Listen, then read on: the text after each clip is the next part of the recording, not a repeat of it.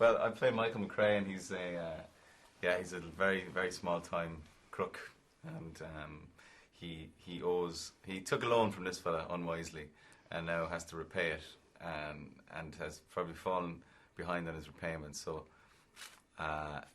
he gets a visit from these two representatives, and then after that, I can't find the money. So in order to find it, I go in search of it, and then one of the lads gets nailed, unfortunately. So he comes after me with a bounty, and in the middle of all that, I'm trying to put together a relationship with my father, trying to, fix a broken relationship, and then also there's a girl who lives downstairs who I'm quite keen on, but I've never really gone there. So there's a lot of stuff going on. A bit of a western, a bit of a gangster film, bit of a road movie.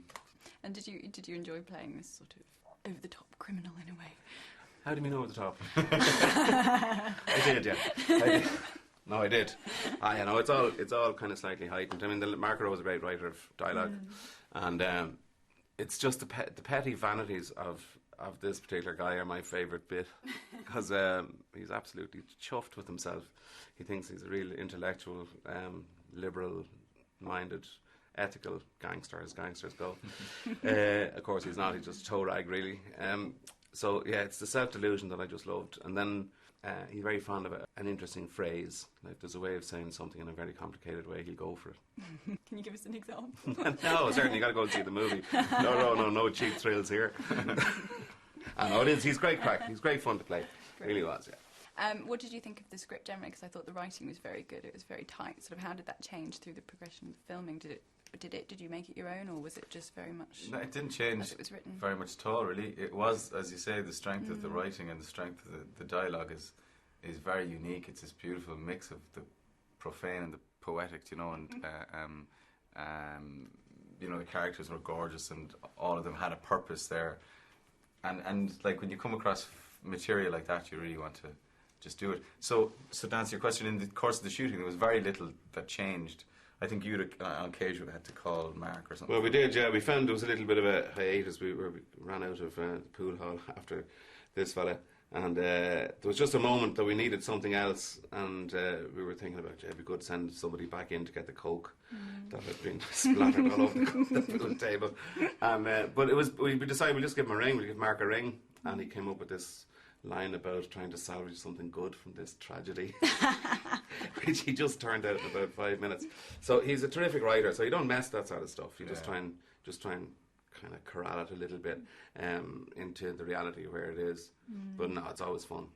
What was the atmosphere like on the set? Did you build a rapport fairly quickly with the others and yourselves? We didn't really have to, because a lot of the people we'd worked with before, so we already had that going in. And it's great. There was great shorthand. You could we all knew that all we wanted to do was to deliver. There was no need to kind of go, pussyfooting around anybody's sensibilities. We all most of us knew each other. So it's great when you can get at that and just go straight in. It was required as well, because there's very little time to shoot it. The usual thing with small budget movies. So you just had to keep the finger, keep the foot down on the pedal and keep moving through it. But there was a great atmosphere on set, but it was pretty workmanlike. And how do you think the representation of the gang culture relates to actual gang culture in Dublin? Do you think there was any kind of reality in what was portrayed, or? Well, I think Cillian said to Jim Broadbent on his first day, actually, people don't talk like this in Dublin. Not quite like this, anyway. So there has to be a certain reality about it. I mean, there has to be a certain. I mean, you have to be kind of afraid of the consequences, otherwise nothing's going to happen. So from that point of view, I'd say it's people do get up to all sorts, and I think the locations and stuff like that were very interesting too.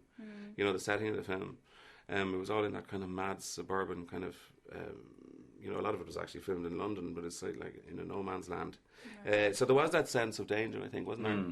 Yeah, the consequences have to be real, and there has to be real things at stake. I do fear for my life, and he's a fantastic character. He's a dangerous individual, and as long as those things are in place, then I think the fun stuff can happen around it. And how was it working with all those scary dogs? Did you have to I think come they were into okay. contact with them? There's some of them. There were 3 of them actually were kind of slightly traumatised at the end of it. You traumatised them rather than... They've left the profession now. Really?